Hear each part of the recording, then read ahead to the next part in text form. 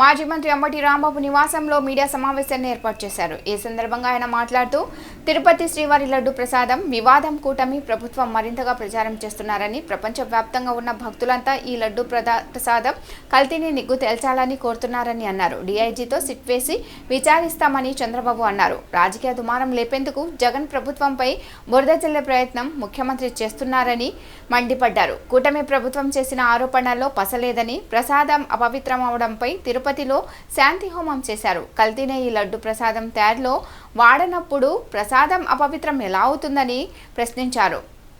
పవన్ కళ్యాణ్ ప్రాయశ్చిత్త దీక్ష చేయడమేంటో, చంద్రబాబు నాయుడుకు హిందూ సాంప్రదాయంపై గౌరవం లేదని, తిరుమల శ్రీవారు శ్రీ వెంకటేశ్వర స్వామిని రాజకీయ లబ్ధి కోసం వాడుకోవడం సరికాదని అన్నారు. వెంకటేశ్వర స్వామి లడ్డు ప్రసాద వివాదం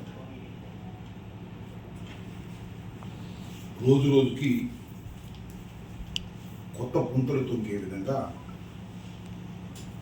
తెలుగుదేశం పార్టీ వారి అనుకూలంగా ఉన్న మీడియా, కూటమిలోని పార్టీలు తీవ్రమైన ప్రచారం చేసే కార్యక్రమాన్ని చేపట్టారు. ఎప్పుడైతే నారా చంద్రబాబు నాయుడు గారు ముఖ్యమంత్రి స్థాయిలో ఉండి తిరుపతి లడ్డూ వివాదాన్ని ప్రస్తావన చేశారో, 18వ తారీఖున కూటమి ఎమ్మెల్యేల మీటింగ్ సమావేశంలో ఆయన జంతువుల కొవ్వు లడ్డూ తయారీలో ఉపయోగించినటువంటి నెయ్యిలో కల్తీ కలిసింది అనేటువంటి ఆరోపణ చేశారో, ఆ ఆరోపణ తర్వాత అందరూ ఒక్కసారి ఉలిక్కిపడి అనేక వ్యాఖ్యలు చేశారు. దేశవ్యాప్తంగా, రాష్ట్ర వ్యాప్తంగా తెలుగువారు ఎక్కడున్నా కూడా అందరూ కామన్గా చేసినటువంటి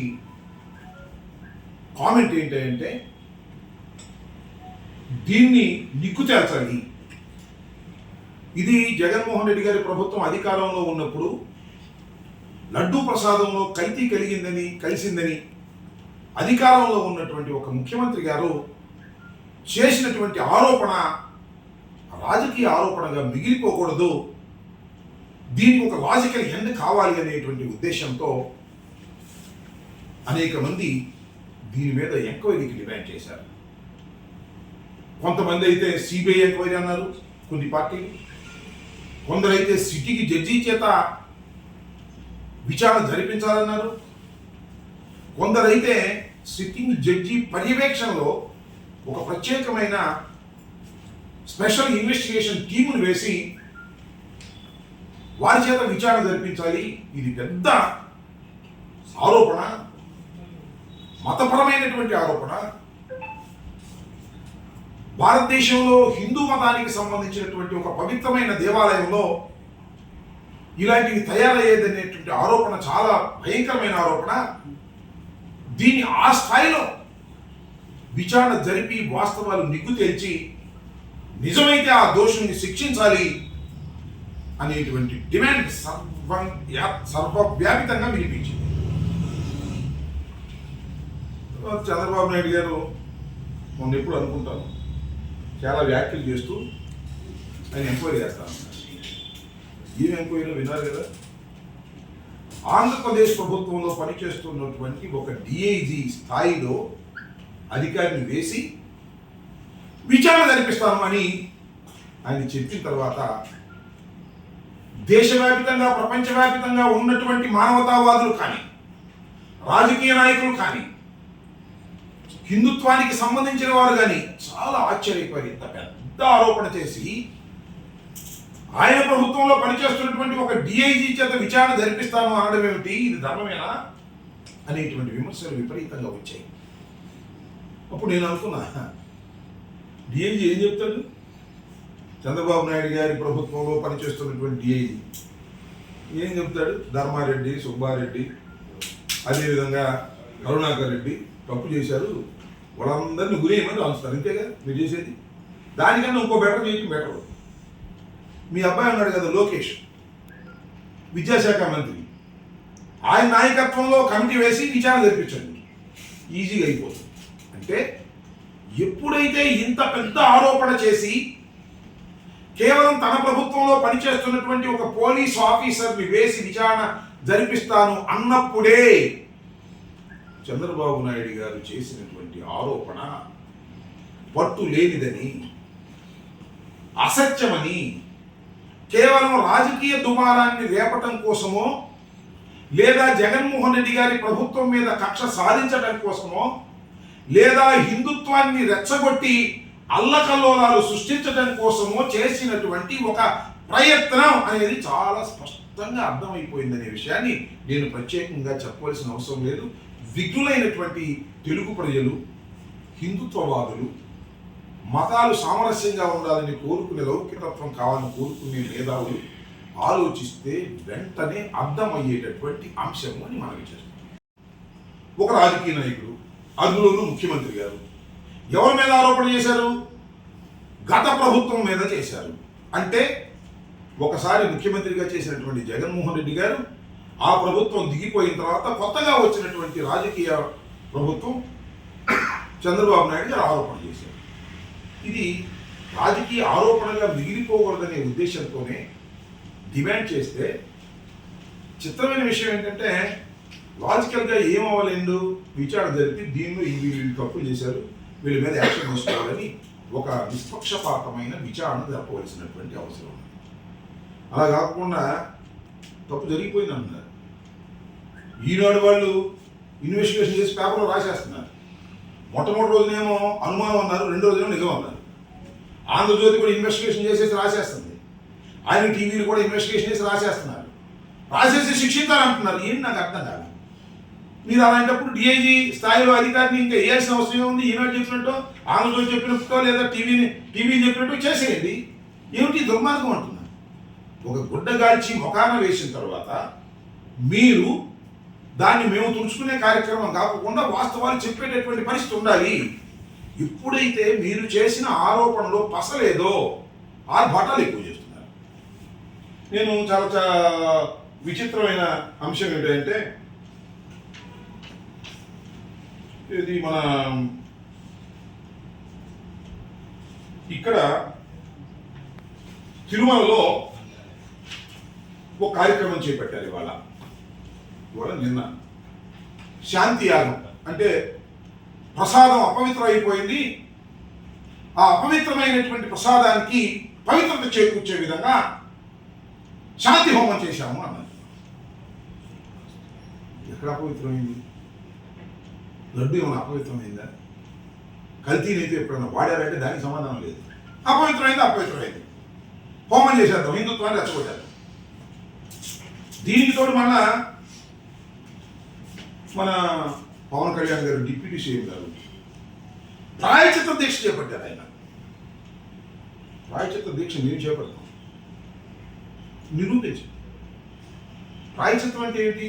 మేము తప్పు చేశాము, మమ్మల్ని క్షమించిన ఆయన అని కదా ప్రాయచిత్తం. ఒక మాటలో చెప్పాలంటే కరెక్ట్ ప్రాయచిత్తానికి చక్కని ఉదాహరణ మొన్న జరిగింది. ఆ కాకినాడ రూరల్ ఎమ్మెల్యే గారు ఒక దళితుడిని, డాక్టర్ని ఇష్టం వచ్చినట్టుగా దూషించారు. ఏం దూషించారో నేను చెప్పను కెమెరా ముందు, బాగు అవన్నీ సర్క్యులేట్ అయినాయి. ఆయన తప్పు అయిపోయిందండి, నేను ప్రాయచిత్త దీక్ష చేసుకుంటున్నానని చేశాడు.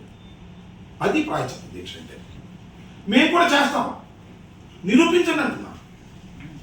నిజంగానే వైఎస్ఆర్ కాంగ్రెస్ ప్రభుత్వం అధికారంలో ఉన్నప్పుడు ధర్మారెడ్డి గారో, సుబ్బారెడ్డి గారో, లేదా కరుణాకర్ రెడ్డి గారి కాలంలో కల్తీ కలిసింది జంతు నూనె అని చెప్పండి, నిరూపించండి. నువ్వు చెప్తేనా?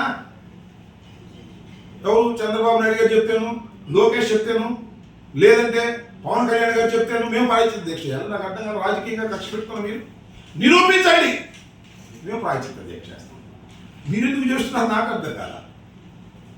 పవన్ కళ్యాణ్ గారు ఎందుకు ప్రాయచిత్త దీక్ష చేస్తున్నారు? మీరు తప్పు చేయలేదు కదా. ప్రాయచిత్తం అంటే అనుభవించడం. మేము నిజంగా చేసి ఉంటే మీరు ఎందుకు అనుభవించాలి? మేము అనిపిస్తాగా.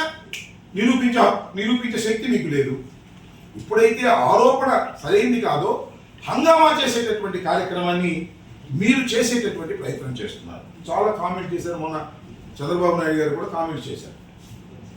నేను విన్నాను, ఎంతవరకు నేను కామెంట్స్ నేను కూడా చూశాను పత్రికలో. వైవి సుబ్బారెడ్డి గారి మీద కామెంట్స్ చేశారు. వైవి సుబ్బారెడ్డి గారు సతీమణి బైబిల్ పట్టుకుంటుందని చెప్పారు.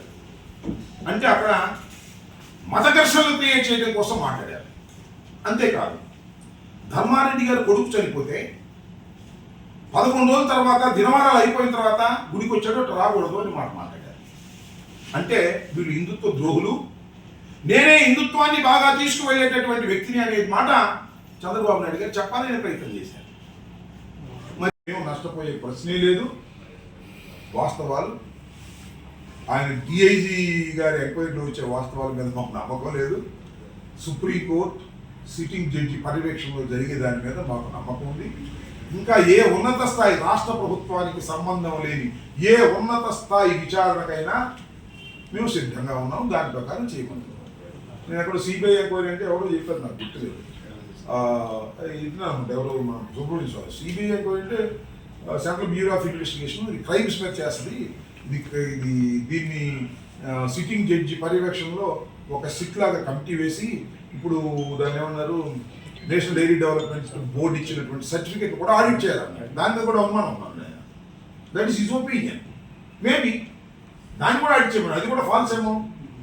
ఇప్పుడైతే ఆయన పేరేంటి ఈవో శ్యామరావు గారు నియమించారు, ఆ రోజునే కుట్ర ప్రారంభమై ఉండొచ్చు.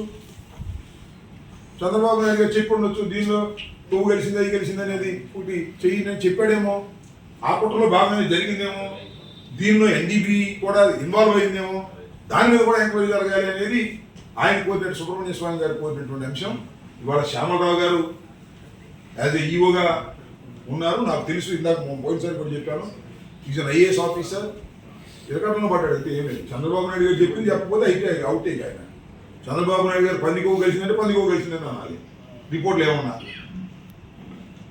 అయితే ఆయనే చెప్పాడు కదా, దాని ప్రింట్ అనే ఒక మీడియాకి ఆయన చెప్పాడు ఏమని, ఏవైతే కల్తీ కలిసినాయి అని చెప్పేసి సర్టిఫికేట్ వచ్చిందో వాటిని రిటర్న్ చేసామని చెప్పాడు. ఇంకేంటి,